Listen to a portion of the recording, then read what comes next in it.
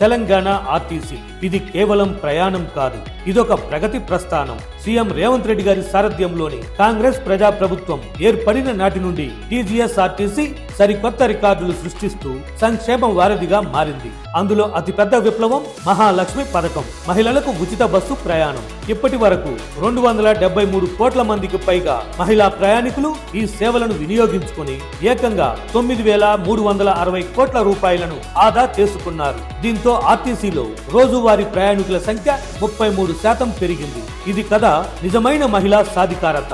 ఎక్కండయ్యో RTC bus అని ఎక్కండమ్మా మన Telangana express.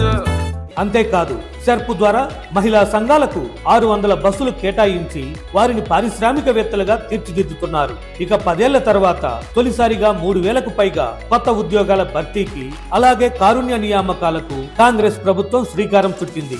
ఇక భవిష్యత్తుపై దృష్టి సారిస్తూ ఇప్పటికే 875 ఎలక్ట్రిక్ బస్సులు రోడ్డెక్కాయి. రాబోయే 2 ఏళ్లలో హైదరాబాద్ నగరంలో పూర్తిగా డీజిల్ బస్సుల స్థానంలో 2,800 ఎకో ఫ్రెండ్లీ ఎలక్ట్రిక్ బస్సులు రాబోతున్నాయి. ప్రయాణికుల సౌకర్యం, ఉద్యోగుల సంక్షేమమే ధ్యేయంగా మంత్రి పొన్నం ప్రభాకర్ గారు మన ఆర్టీసీని అద్భుతమైన భవిష్యత్తు వైపు దూసుకుపోయేలా చేస్తున్నారు. ఇలాంటి మంత్రి సారథ్యం, ముఖ్యమంత్రి గారి సహకారం ఉంటే ఇక మన టీజీఎస్ఆర్టీసీకి తిరుగే ఉండదు. ఊరే